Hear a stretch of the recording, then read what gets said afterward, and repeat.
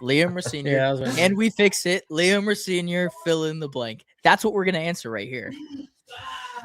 I don't know is my answer currently. I guess the way I want to start it is I think I've been pleasantly surprised with him since he's come into this. I think most of the things he's been saying are right. I mean, he's taking responsibility. Like, I'm just going to pull it up now. As a group, me as the leader, we want to take more accountability in decision making. Some of the goals we're conceding, they're not acceptable.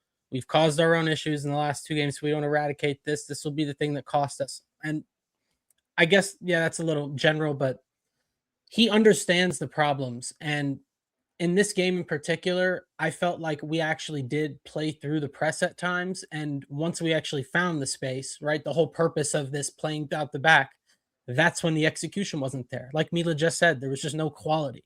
Whether it was the passes with bad weight on it, we couldn't hold the ball up top, or just the shot not being there, picking the wrong pass. There was no quality today. And I don't think that's really per se a coaching thing. The defensive structure, you could argue, was a little bold, but at the end of the day, we really didn't concede anything in open play. I thought Gyökeres was back to the standard. I mean, Chalobah, solid Premier League center back, right? We kind of know the level of Chalobah, and he was all over it. He had no problem defending Gyökeres 1v1 in that channel, because there were a few times where Arsenal had that sort of 3v3 at the halfway line. They got through our aggressive man-to-man press, and there was really nothing there. So again, that's what just made this result so frustrating, because you see it, but it's not there for a full 90 minutes. And these red cards, like, they don't even feel like surprising remotely. Like, it's very expected to see something like that. And that's just a shame. That is a shame that I'm expecting that. In terms of the red cards, I don't think the mentality of your players does them any help. Because yes, they are getting a bit manhandled by Arsenal, but so is the rest of the league. So that's not an excuse. Like, we're just gonna have to adapt, and we've talked about this on the pod. But to that point too, like, Yao Pedro got that stupid yellow card that he didn't need to. Cole Palmer got a stupid yellow card that he didn't need to. Neto got a stupid yellow card that he didn't need to. I'm sure I'm missing a name.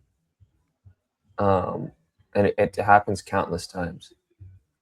And whether it be the frustration with the physicality that's being allowed, or frustration with the game that they're playing, like, it's just unacceptable. Like you've been saying, it cannot happen. Questions about mentality have been asked all season from us, and I think mainly was more from the leaders. But that issue seems to be spreading like wildfire to me throughout this club, regardless of who the manager is. And for a top team to have that issue, it's going to take a lot to fix, I think. And I don't see it going in that direction as of right now. I mean, it's 9 red cards, I think 7 in the league. That's every 4 games we are getting a red card. Like, do you understand how absurd that is? You're meant to be a big club, top 6, big 6, all that shit. And every 4 games, you're playing with 10 men. I think it's just inexcusable. Like, even today, like, let's just say this was 11v11 the whole game. We keep getting chances. We lose 2-1. Like, it's an ugly game. We played like shit. I would feel slightly different, because those aren't mental mistakes. You gave it your all. You didn't have it. That's one thing. But to continue to have these mental lapses, these mental mistakes, that's unacceptable. Like, when I played growing up, when I played baseball, like, you get benched for that. Like, if mental mistakes are the one thing that you really get punished for, because that's in your control. So for me, that's inexcusable, and that's the same stuff that continues to happen.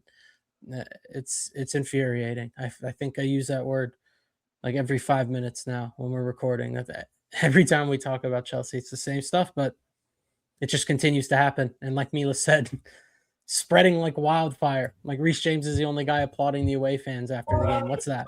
What's that about? It's not looking good. He's to the conversation we were having last week on his leadership. He's definitely trying.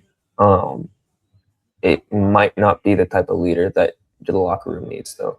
Yeah. To give him a little bit of a pat on the back, because his reaction after the goal, bringing the fans into it, I thought was really good. He does a lot of the stuff right, but it doesn't seem to be spreading to the rest of the team like a proper leader would. And I guess to more to the Rosenior quotes, like you're right, he is doing everything in his ability to change that. My fear is that like is a team meeting about suspensions going to do anything? Because I feel How like many they times has it probably happened? already had one. Exactly. Yes. Bingo. Fines don't do anything. I think he even talked about this. Like, Yeah. what's a fine going to do? They're not thinking about a fine in the moment.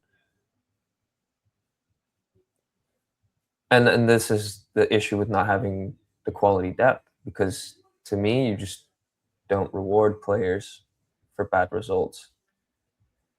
You can't do that if the other players below them can't compete.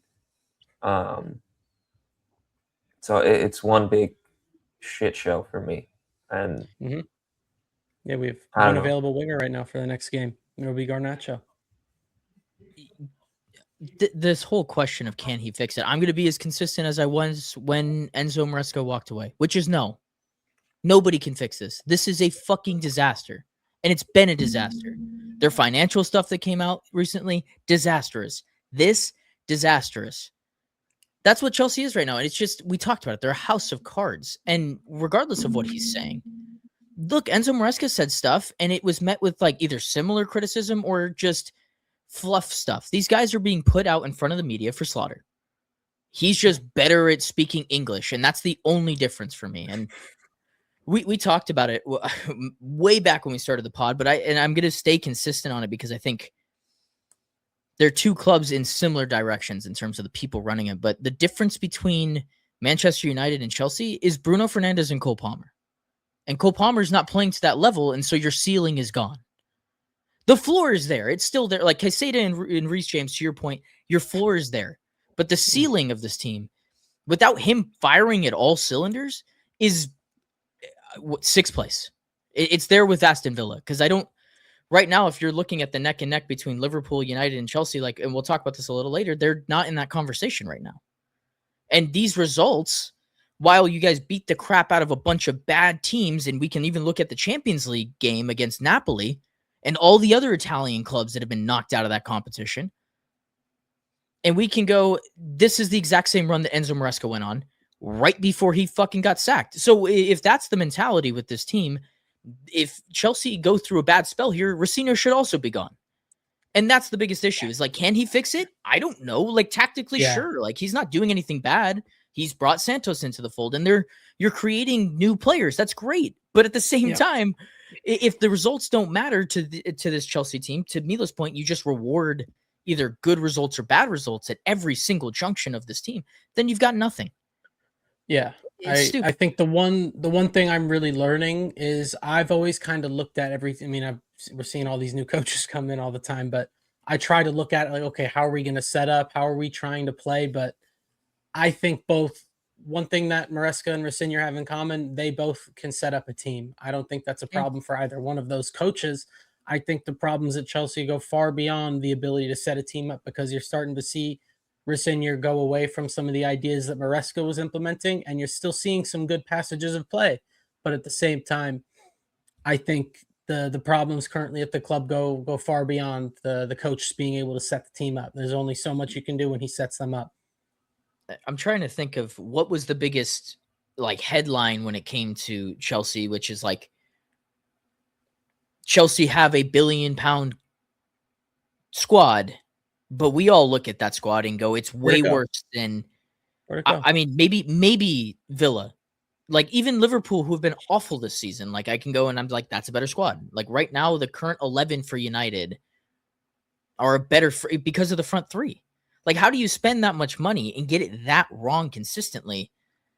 It's impressive. As much as I want to be like, that's a lazy argument, that lazy argument has become true. And for that to be the case is embarrassing from structural standpoint. Like you did spend the money. And that's the stuff with like United, they got hammered with that at times. Liverpool has gotten hammered with that same quote. And it's true. You only have so much money to work with. Chelsea have had the entire arsenal to work with and have still fluffed away the war chest. I think it's insane. The scary part for me is with the Todd Bowley quotes that came out. where he said he's the Oh, sporting God. director. That was back in the day. That was just one window. I know. And who did he sign That's in that crazy. window? Kukurea. Kukurea, Was it just Koulibaly, Kukurea? Sterling, Aubameyang, Zakaria on loan. Okay, I mean, so he that didn't window have was- anything to do with the next guys. He No, the didn't have Mudryk anything to do window, with no. Casado and Enzo. I was concerned that he brought in all the good players, and since then No. there has been issue. But Ye- if that's the case, then never mind. You've gone from like Levy and Woodward to Brighton's leadership, Well, I which think is crazy. 100% Brighton and Monaco. And I think what's funny is like low key that strategy Bowley had of City want him. That means we should get him. That probably would be fucking working better than what we're doing right now. I think so. That was kind of pumping going to shit be into my an point. Excel spreadsheet. I mean, that's we've been touting this ability to scout players, find them, like the Balebas of the world before Brighton get them. We're not getting the right guys at an alarmingly high level. So what you were alluding to, we've spent well over $2 billion at this point, surely, since they've come in. And yeah, where'd it go, right? I mean, Garnacho and Gittins, you buy 2 project wingers, and we literally have 1 available winger for our game next week, or I'm sorry, midweek, and it is Garnacho. So, I mean, to assemble a squad like this, and when I say squad, I include the 30 players we have out on loan. Like, you built this knowing we are going to be in multiple competitions. We play PSG next week. And this is what we have right now going into this tough run. Their contract should be up for review. But again, they just got extended. So no point in talking about it. Nope. Yeah, with these young guys, though, I don't know if it's necessarily that you guys are getting them wrong, but you're not a Brighton. You don't have the luxury or the time to let them develop into that player that you would then go buy. Yes. This idea that you can skip step 2 is crazy. They need to play. Yeah. You're right. They're just like, oh, you know what? Instead of letting them develop, why don't we just buy them before they develop and let them develop here? Works super nice in theory. But at the end of the day, like you're saying, they need to play, and with the expectations of your club, they can't match that. That's not fair to young players. Yep. I don't even think it's super young at this point, though. The signings for the starting 11 are all players that have played in this league for the most part. Yeah, every one of them. So there's fingers to be pointed in that sense too. Mentality as a whole, though, needs to be brought up, and to Rosenior, can he fix it? For his sake, I hope he can. He seems like he's trying his best, and seems like a good guy. So in that sense, you're a good dude. Yeah. I don't think I think I'm in the middle of you two guys, pause, where it's like, yeah, I'd love him to be able to, but at the same time, can anybody really do that? I don't know. So I don't think like we said at the very beginning, set up to fail, and there's only so much he can do. I still think of him as a quality coach. And again, I am pleasantly surprised with what he's been able to do. But yeah, I feel bad. It's not right. Players, manager, we're setting people up. How quickly does he turn into the Green Goblin quote, where the hero turns into the villain? He's looking pissed. Look, I just don't know. He wanted a center back. They brought him his dude from fucking Strasbourg. That's going to happen again. I can guarantee you. He's going to say, you know what? I think I could use a striker. Like, Delap's really not it. Pedro's kind of this weird hybrid. He can do it at some portions. Like, go get me a 9. And they're going to bring him the guy from Strasbourg. And we already have one on a pre-agreement. Yeah, that's what I'm saying. Like, that's what I'm talking about. Like, that's what's going to happen. And he started 4 games this year. He's been hurt most of the season. I think my biggest question is, when do the guys that do have talent, the guys that do enjoy playing football at the highest level, eventually ask out, and how that all transpires with their massive contracts? And it could be a shit show. A lot of those guys want to play for Chelsea. I absolutely 100% agree with, but enough incompetence will breed you to leave. It happens to every club. I do agree, but I also think that statement alone infers that they have this level of entitlement, where some of these guys, like, again, I love Cole Palmer. He doesn't have a right. Let's say we finish 6th in this Champions League. He doesn't have a right to say, I need to go play Champions League. I feel like he hasn't earned that so far, given his performances. He's such a high quality player. And I think he knows that. And again, he's been hurt. It's a little unfair, but he hasn't been up to the standard. Right. So I don't know. I think we can definitely get into that a little further down the line. The more that we can figure out if it's going to happen or not. But yeah, it's very disappointing.